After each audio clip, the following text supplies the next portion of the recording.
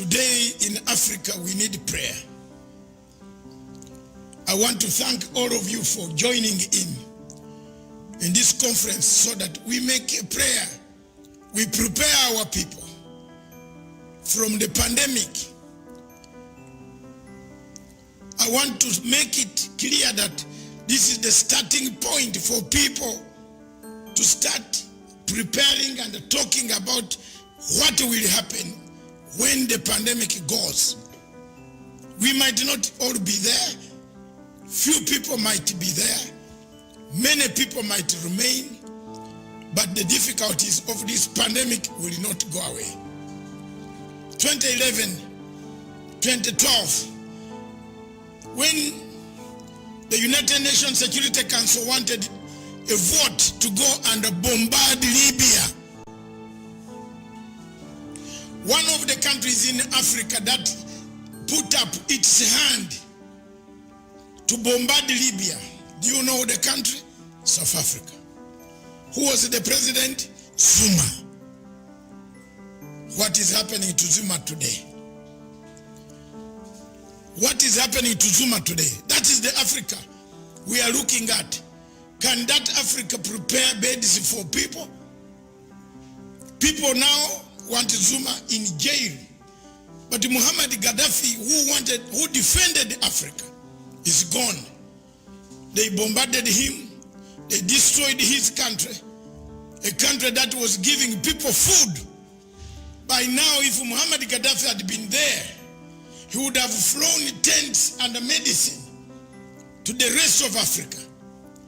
How many African countries are sharing the little that they have? My conference wants to address those type of problems. Are we united? Is the AU ready to help us to move and create an environment where we share the little? The point I'm trying to make is 66 years after independence, are we ready? Can we make one medicine called Africa medicine? People are fighting. People are fighting over the medicine, a donation. I'm shocked, the audience, the conference, this summit, wherever you are, people are fighting over donations. A donation given by European countries. Some ministers are fighting over it. Some government officials are selling it. Will Africa have a solution? Africans sleep too much. I have never believed in independence.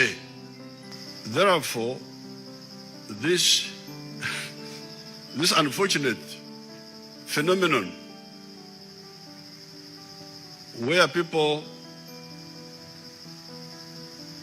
have vaccines and they say, no, we must first vaccinate our own people. That's unfortunate, but I like it because it works you Africans. Africans are a disgrace to ourselves. Why do you have to depend on the outside for everything? Life, you depend on the outside. Why? This is a big shame for Africa. You people, how can you sit here as if you are imbeciles? That we are dying, we are waiting for foreigners to come and save us. We shall die until the foreigners come to save us. What sort of people are you? And you are trained. It is the orientation. It is a slave mentality. This selfishness in the world is bad, but it's good. I like it because it wakes up Africans. It wakes up Africans. It's a shame that the whole of the African countries is just asleep, waiting to be saved by others. If they don't save us, we shall die, like happened with the slave trade. How can this be? Slave trade went on here for 400 years. These idiot chiefs were here just putting on monkey skins and so on, looking like clowns.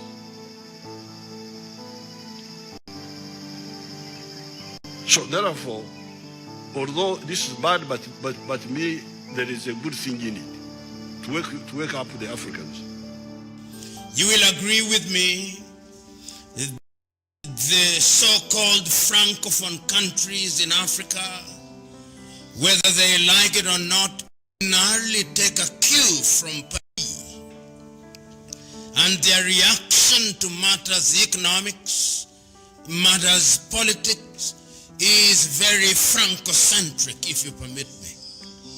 There is also a sense in which those countries which were formerly colonized by the United Kingdom, despite their denial to the contrary, also have a very Anglo-centric response to issues economics and issues political, particularly when they operate under the aegis of the Commonwealth of Nations, which, as you know, pretends to be a community of equal states, but is essentially a backwater attempt by the United Kingdom to retain political tutelage over her colonies. The countries which were colonized by Portugal do not suffer quite the same fate, because Portugal, as you know, was a backwater European country which lost its luster, and one can say that in terms of actual control, they do not have as much leverage on Cabo Verde, Guinea-Bissau, Angola, or Mozambique as the French would over her former colonies. After 1908, you will know that later in 2013, Africa once again took the view that we had to take charge of our affairs, and it is in that context that we came up with Africa Agenda 2063, and early this year we came up with the African Continental Free Trade Area. That is not to mention the things that have happened in the region under SADC, things that have happened under ECOWAS, things that have happened under the East African Community and COMESA and other regional bodies which are designed to address the economic problems. One may wonder why it is necessary to mention such things. It is mandatory and fundamental. Because when COVID came, all the ideas that had been programmed to gain traction were disturbed and torpedoed, with the consequence that if a country took the view that it would liberate herself economically, she suddenly found herself in a situation where her economic agenda had been thoroughly disrupted. And that is exactly what COVID did. COVID came at a time when African countries were thoroughly unprepared, and is always noteworthy that in the 2000, I think it's in the year 2001, in the month of April in Abuja in Nigeria, African countries had actually met and said that they would dedicate 15% of their budget to the health sectors. That did not happen.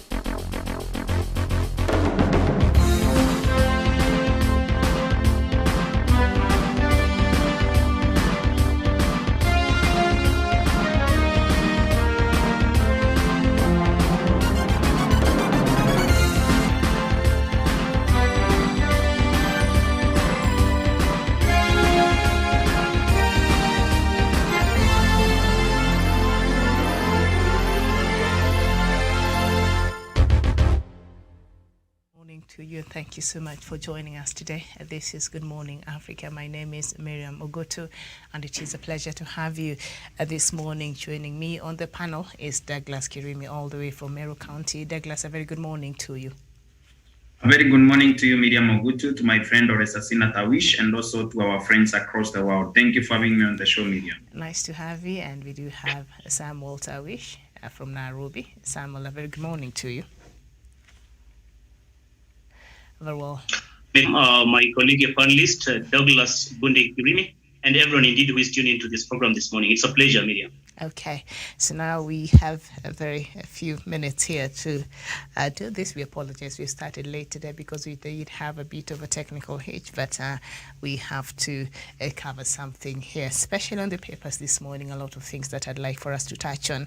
So we start with the Star newspaper, the main headline: Raila secret trip linked to campaign cash bleeds, building formidable election war chest for to do or die contest, probably his last. The story is on page 6 of the Star newspaper.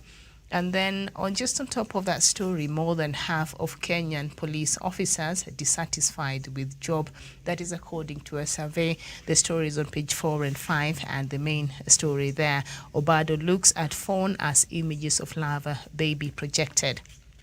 And the story says, Sharon Otieno's unborn child was stabbed when her belly was slashed open, a court heard yesterday. Migori Governor Okoth Obado, who is a suspect in Sharon's murder, and the father of the child, at times watched projected images of the murder scene and at times looked at his phone. Obado is also accused of the murder of Sharon's baby. He has been charged alongside Michael Oyamo and Caspar Ubiero. The 3 are accused of committing the murder on the night of September 3rd, 2018 at Owade, Homa Bay County. And then Kiraito Burungi, why Jubilee top dogs are viciously fighting. Ruto. The story is on page 7 of the Star newspaper. And on the Standard newspaper, CJ Kome fires warning shots. Honeymoon is over. Chief Justice puts both houses of Parliament on notice in a letter detailing multiple and overlapping summonses to judicial staff, and she says borders on harassment and disrespect for constitutional boundaries holds appearances until matter is resolved. And then just up there, Gideon Moi's call to Raila on alliance. A new study exposes high inequality. And then 90-year uncle's weather transitions, and Sharon's painful death revealed. And then on the Daily Nation, the main headline: alarm over rise in child kidnappings. That is the main story. And down there, the chilling account of Sharon's brutal murder. And CJ and MPs clash on Parliament's oversight role. And then billionaire Branson's historic space fight. And then rogue officers protecting runaway policewoman, apparently now. All right, so let's just see what is it with our new Chief Justice. The story is on page 7 of the Daily Nation, and that is where we shall start our conversation this morning. All right, and a battle for supremacy has erupted between Parliament and the judiciary after Chief Justice Martha Koome questioned lawmakers' oversight of the Court and Judicial Service Commission's JSC.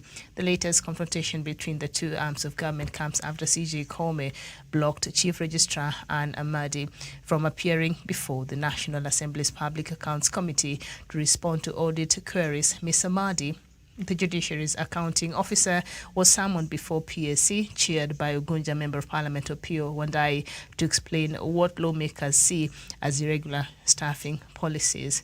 And CJ Koome said no, that should be left to the judiciary to look into that. Is Parliament overstepping its boundaries? Samuel Sawish. Oh, very well. Thank you so much, Miriam Ogutu, once more, and of course, my colleague panelist Douglas Bondi Kirimi, and our viewers who are watching this program this morning.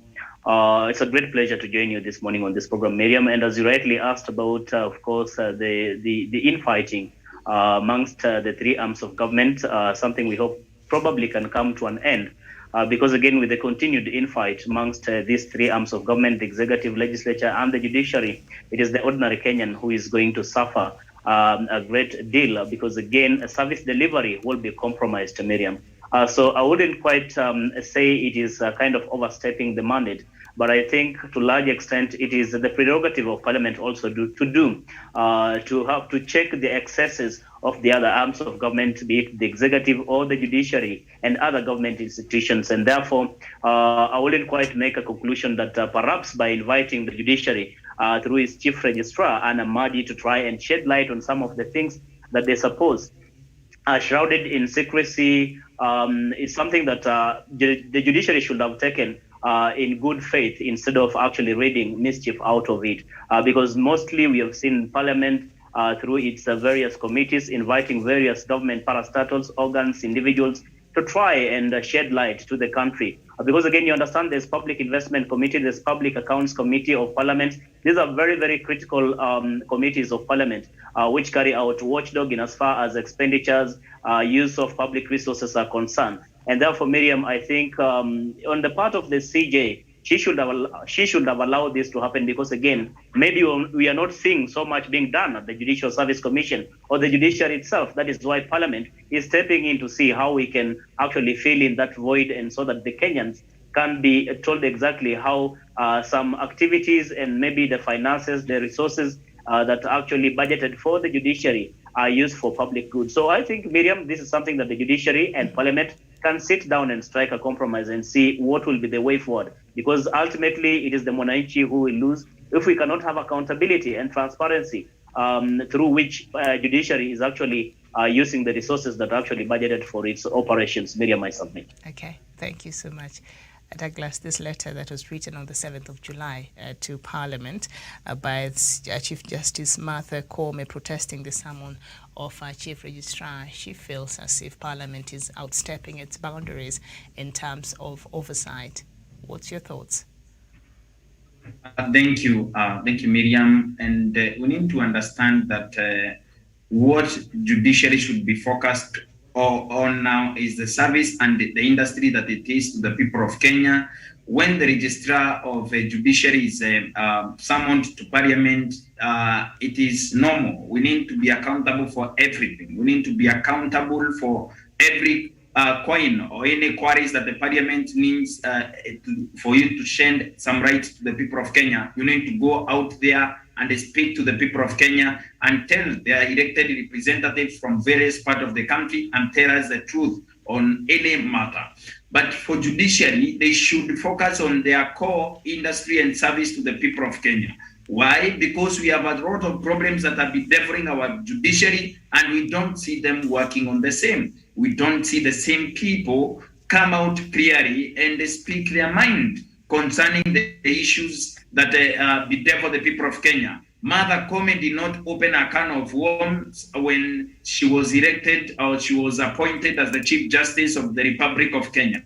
She was supposed to deal with the backlog of cases and make judiciary efficient, a service and an industry that is meant to serve the people of Kenya without fear and favor, and also make the life of the people of Kenya bearable, especially when justice is being subverted by the rich in this country. When justice is for the rich and for the poor, they receive injustices and be sent to prison. Miriam, I have encountered countless cases of so many people, young, old, women, and men, who continue languishing in prison because of cases that can be arbitrated on. The Chief Justice should focus on delivering justice to the poor and the rich, not talking about, not interfering with the issue of the chief registrar of the judiciary being summoned to Parliament. She can go there and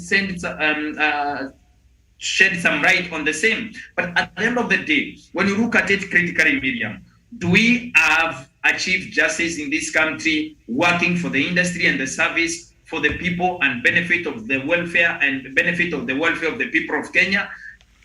We need to ask ourselves that question before we talk about judiciary writing a letter to Parliament and all that, the protest letter, and outing the matter before until it is resolved. Because Miriam, when you look at it very clearly, the Chief Justice should focus our energies on saving the people that are the people of Kenya. Because at the end of the day, we are suffering under the hands of judiciary, especially the many corruption cases that are bedeviling this country, Miriam. Because we have seen people who have stolen from the public speak as if they will never, ever be convicted in any court in this country. The Chief Justice should focus our energies on that and the issues that matter to the people of Kenya. Non issues like a summon of the Chief Registrar of a judiciary, Miriam, that is a non-issue to the people of Kenya. That is not a core competence. She's not a competent in writing rebuttals to Parliament and protesting and talking about it. She should be talking about the problems that bedevil the poor people and the rich people in this country. The service and an industry that the judiciary is is not about writing the battles and all that. I fought her for writing that and overstepping her mandate. She should be focused on making sure that we receive justice without fear and favor. Thank you. Okay, and the story is also on the Standard, page 8. Let me just read a bit before I bring in Dr. I see he has joined us this morning. In what points to a looming showdown, Chief Justice Martha Koome fired a warning shot to Parliament yesterday, by an extension the executive arm, which controls the two chambers. In the salvo delivered on the day, Chief Registrar of Judiciary Anne Amadi was to appear before a House committee. Koome put two Houses of Parliament on notice that it will no longer be business as usual as far as parliamentary summons are concerned. She accused MPs of pursuing individual interests and of harassing judicial officers in the name of undertaking their oversight role. A hard-hitting letter to Parliament seen by the Standard froze any further appearances by judicial officers until the elephant in the room is addressed by the two speakers, Justin Muturi of National Assembly and Ken Lusaka of the Senate. Doctor, can you hear me? A very good morning to you. Very well. Now, as we wait, so what appears to be a concern from the CJ? She's saying that sometimes these summons are personally driven, and she's saying the judicial officers are being harassed. Tawish.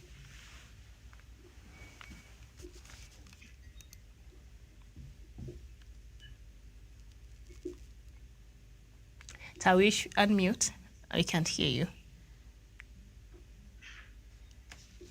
Yes, Miriam, please, if you could come up again, because I've been interrupted a bit by a call. All right. So what she's saying, what the CJ is saying, a lot of these summons in Parliament, when they summon the judicial officers, she's saying a lot of this seems to be personally motivated and targeted on specific individuals for whatever matters. And also she's looking at this as harassment of judicial officers.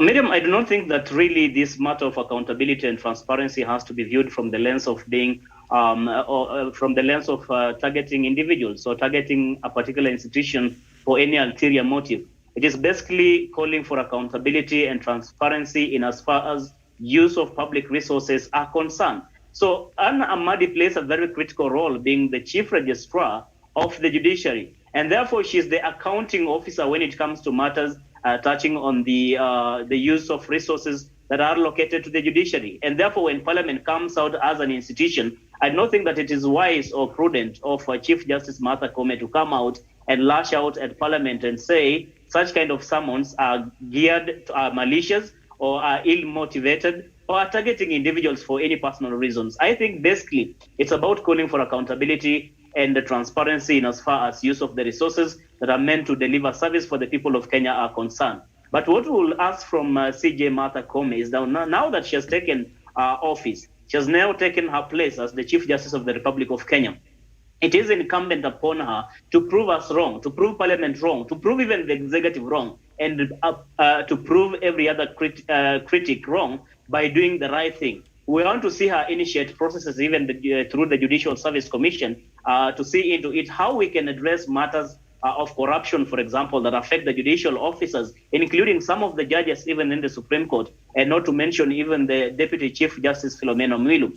We want to see her actually move swiftly. She was very eager, she was very enthusiastic and very excited when she got this opportunity to be appointed as Chief Justice. She promised us a lot of things. She promised Kenyans heavens. I hope she's not going to deliver us anything less of what she did promise when she was sworn into office. And therefore, Miriam, I think Chief Justice, if she doesn't want any kind of intervention from other organs of government or from the executive or from Parliament, she has to move in swiftly and initiate processes through the Judicial Service Commission. That is the only way Kenyans out here can really trust that she has actually taken a full swing in as far as the management of the affairs of the judiciary are concerned. Otherwise, Kenyans will be looking at the judiciary as the old judiciary, a judiciary that is not reformed, a judiciary that is incompetent, a judiciary that is full of corruption cartels. So I think it is incumbent upon her to prove us wrong and even prove Parliament wrong. But at this particular time, it is actually uncalled for her to make that foregone conclusion that Parliament is on a witch hunt mission, that Parliament is just but out of machinations. It is about accountability for the people of Kenya, Miriam. Okay, thank you so much. And then we just leave that matter there and we turn to our attention on page 4 of the Standard newspaper this morning. Join Okoa, was it One Kenya? I don't know why I call it Okoa because it's not Okoa. It is One Kenya Alliance to form strong alliance. Moi tells Raila. One Kenya Alliance has extended a hand to ODM party leader Raila Odinga to join them. KANU chairman Gideon Moi has announced. The Baringo senator said the alliance of 4 political parties, which brings together Wiper leader Kalonzo Musyoka, Amani National Congress Musalia Mudavadi, and Ford Kenya's Moses Wetangula, welcomed Raila and other leaders to join and form a formidable coalition ahead of next year's election. Speaking on Sunday at AIC Chondoni in Kitui County during a church service and fundraising, Senator Moi said a strong alliance would ensure that the country was united. So, Douglas, Gideon is extending a warm welcome to Raila and is saying, could you join us here in One Kenya Alliance? I think the rest of these people in One Kenya Alliance are already in NASA. So it will be nice maybe if he's the one who joins NASA. I don't know. What's your thoughts for Raila to join One Kenya Alliance? Gideon Moi is proposing. Miriam, for us to be able to have a united Kenya and the opposition to come together and capture power, NASA must die so that Musalia Mudavadi will be left with nothing to talk about. Kalonzo Musyoka, Moses Masika Wetangula, and Musalia Mudavadi. I have said these are jokers. The only serious man there is Gideon Moi, who has been funding the outfit. Moses Masika Wetangula is a man of means. Musalia Mudavadi is a man of means. Why are they not funding NASA as it is today? They are in one alliance because Gideon Moi is funding it. And I have said before, for Gideon Moi to survive politically, he needs to join hands with the Right Honorable Prime Minister Raila Odinga and form a super alliance with the Jubilee Party, KANU Party, ODM, and forget the others. The others can only exist when there is a Raila Odinga into the matrix because he's the only one who can accommodate it. Miriam, I want to ask our viewers across the world this question. What is Musalia Mudavadi going to offer William Ruto, who is a formidable politician in this country? What is Musalia Mudavadi going to offer Moses Masika Wetangula, a man whose presidential ambitions were muted and nipped at the bud by a canister of tear gas, Miriam, in Kakamega, Muriro Gardens? Whose ambitions can only be spoken in funerals in Bungoma County, where he threatens to run for president. Miriam, the only person, a formidable politician. And remember, there are so many aspects of a politician and so many aspects of politics that cannot be overlooked, especially the financing part of it. And Gideon Moi has the financial muscle of the same. Raila Odinga has the charisma, has the people, and has the enough support for them to be propelled into State House. And this man is none other than Raila Odinga and Gideon Moi. Gideon Moi can come with other aspects of the campaign, and this other man, Raila Odinga, brings the charisma, the charm, the people, and the support that he has always enjoyed across the country. We have said before, the Musalia Mudavadi, Kalonzo Musyoka, Moses Masika Wetangula cannot pre-exist or exist or go beyond Raila Odinga. They can only exist there because Raila wants to accommodate them, and Raila loves unity of purpose with the other leaders across the nation. But for Gideon Moi to join the Right Honorable Prime Minister Raila Odinga, he brings a wealth of experience, he brings a lot of money, connections and networks that are very important for a politician to run for office and win. So Miriam, I welcome the suggestion of Gideon Moi, because Gideon Moi is the de facto leader of One Kenya Alliance. And now, if Raila now in turn invites Gideon Moi to another super alliance, then we can build a formidable team that can be able to face William Ruto and his crooks, so that we can take this country forward and build a better Kenya for ourselves. But for others, Miriam, in the One Kenya Alliance, who are invited by Gideon Moi, who can't fund even a simple coffee meeting, Miriam. These are jokers who should be discarded or be accommodated by none other than Raila Odinga, because I've called them the workers of Raila Odinga. They cannot exist or pre-exist a Raila presidency or a Raila coalition or a Raila Odinga, Amor Odinga formation. So Miriam, for Gideon Moi, it is congratulations for him to take a bold move and invite Raila into the One Alliance. If Raila agrees to join them, well and good. If Raila invites him into another big alliance with President Kenyatta's Jubilee Party, we are going to go, Miriam. Thank you. All right. Tawish, I'm a little confused because it's just, I think 2 weeks ago you were talking about this, when it was said that the same Gideon Moi had left One Kenya Alliance and said he was going to support and join Raila, and now he's asking Raila to join them. Which is which? And the backpedaling we see and the lack of standing of political leaders. Thank you so much, Miriam. Don't you think in itself it's actually funny that it's Gideon Moi who is inviting Raila Odinga to join the One Kenya Alliance? Remember, Miriam, I've said it many times here, that sometimes the moon might mistake its brightness to think that it has a light of its own, when in reality it receives the light from the sun.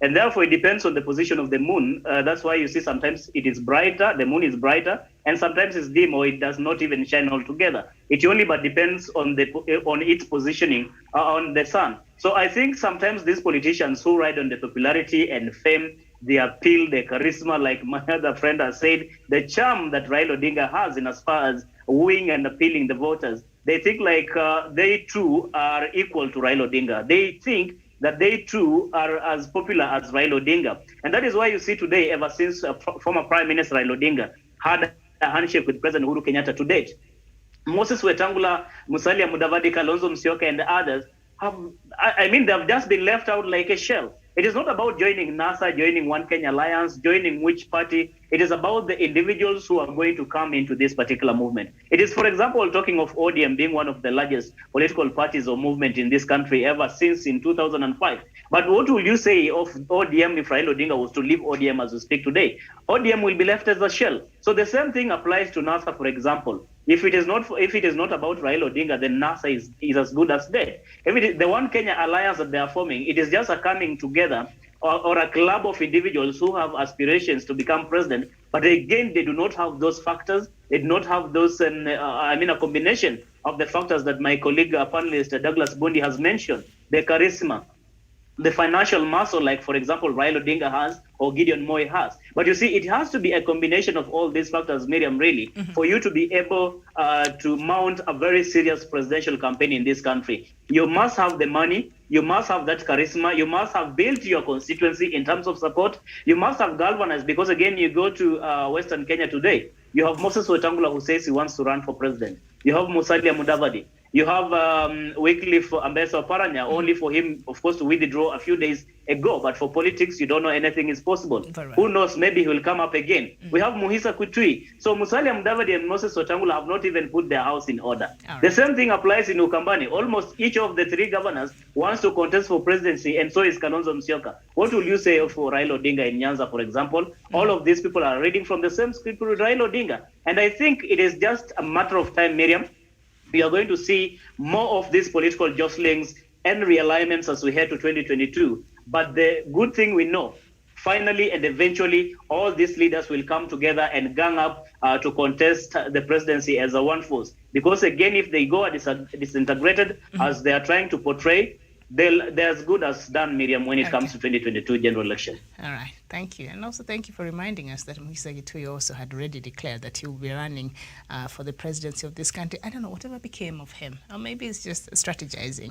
Okay. So page 8 of the Daily Nation, a crime syndicate angle adds a new twist to Kangongo's killings. So apparently detectives believe there is more to murder of two men than a love triangle. Other officers may be involved. And a fugitive police officer, Caroline Jemutai Kangongo, could have been involved in a shady dealings with colleagues. Detectives say amid suspicions that she is being protected by rogue members of the service, the nation has learned of an intricate web of rogue police officers operating two syndicates in the Rift Valley, one of which Ms. Kangongo was part of. The syndicates, according to sources private to the investigations, who did not want to be named, are involved in robberies, extortion, and protection of politicians and business people in Nakuru, Eldoret, Kapsabet, Kericho, and other towns in Rift Valley. An officer told the nation that there was more to the killings of Mr. John Ongweno on Monday last week and Mr. Peter Ndwiga, a police constable who was found murdered inside his car at the Kasarani police station in Nakuru, while Mr. Ndwiga was found slain in a hotel room in Kiambu on Tuesday. I think this is what a lot of Kenyans have been saying online. So Kenyans have been like, this cannot be just a love triangle as it was being portrayed. So Kenyans have been having a lot to say about this. So apparently there could be some rogue police officers who are protecting her. And also, as we conclude, a story on the Star that I mentioned there earlier, more than half of Kenyan police officers dissatisfied with their job. This is according to a survey. Douglas Kirimi, your thoughts on those two stories?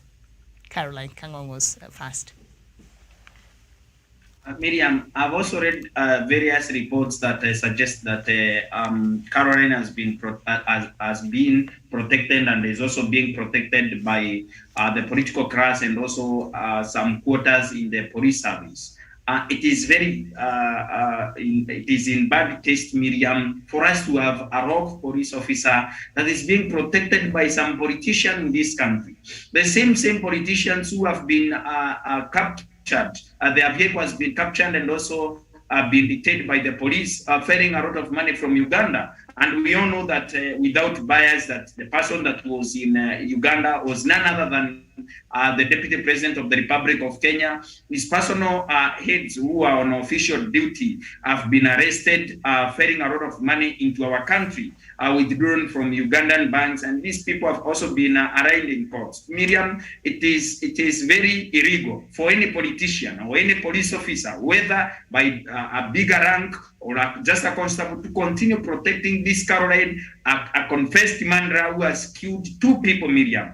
She is on loose and we don't know which is our next target. We don't know our victims and we don't know anything yet.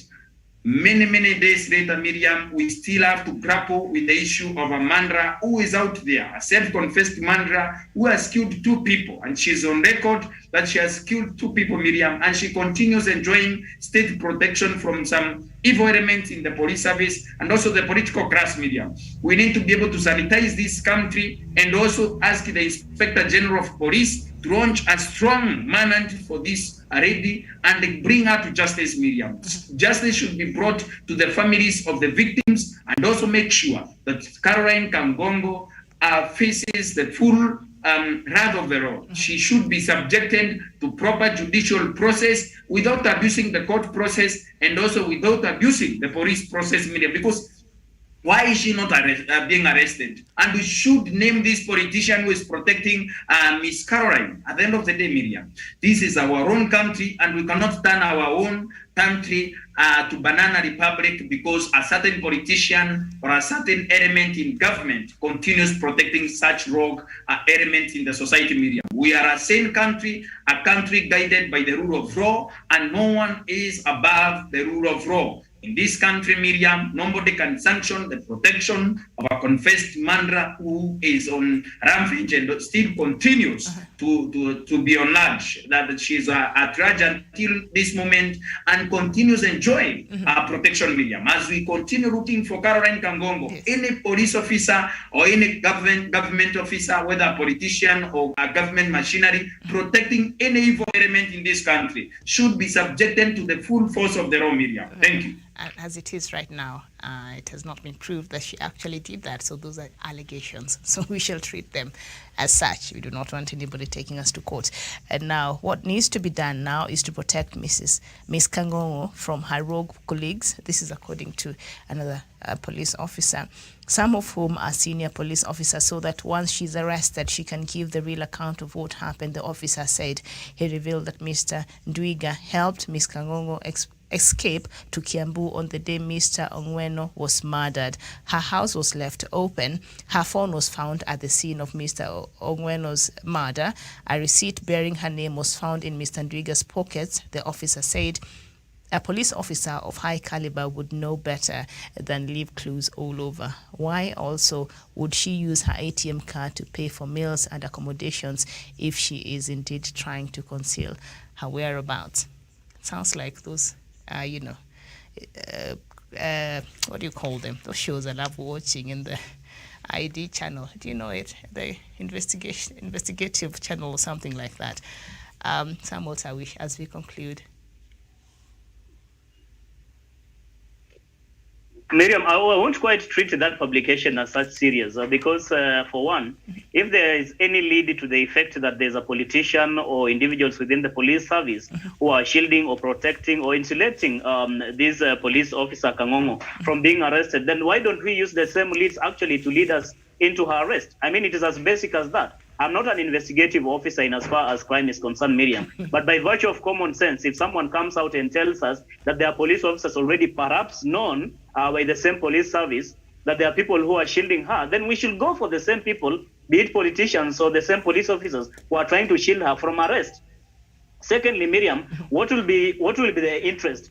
What will be the interest of a politician in shielding a person who has been involved in such serious crime? You're calling it allegations, and I think that is as far as our Kenyan law is concerned, because she's being treated as a suspect. She's not been proven to have actually taken part or to have committed this crime. But again, Miriam, be it as it may, the most important thing is that if we have leads of politicians, say for example, or police officers within the police service who are trying to shield this one Kangongo from being arrested, then these are the same people who should actually give us leads to her arrest. I mean, we cannot continue, looking for her as though there are no people who can help us find out where they are. But again, this is a very serious matter, Miriam, something that we do not want to make much of speculation. We need to give police officers actually much of their time to carry out enough investigation so that they are in a position to arrest this lady and bring her to court so that she can be charged with the murder of these two individuals. Miriam, I submit. Okay. Thank you. And I think that is where we shall end our show this morning. And of course, yesterday, the trial of the murder of Sharon started. And as we read there, of course, Obado, the governor for Migori, a few times he was seen to be on his phone, especially when the prosecution was playing, showing photos of whatever the part of the evidence. I think maybe he was a bit disturbed. I don't know, but this is something that we shall be following very keenly and see what will become of that. Thank you so much for watching. Thank you, Douglas Kirimi. Thank you, Samuel Tawish. We shall be back shortly with a conversation, this time all the way taking us to the South Africa country, that is South Africa itself, where Dr. Matanga shall be leading us in that conversation, looking at the latest, as you have been seeing a lot of very not good scenes happening there, looting and protesting and killings. This is after the jailing of former President Jacob Zuma. Thank you so much for watching. My name is Miriam Ogutu. Good morning.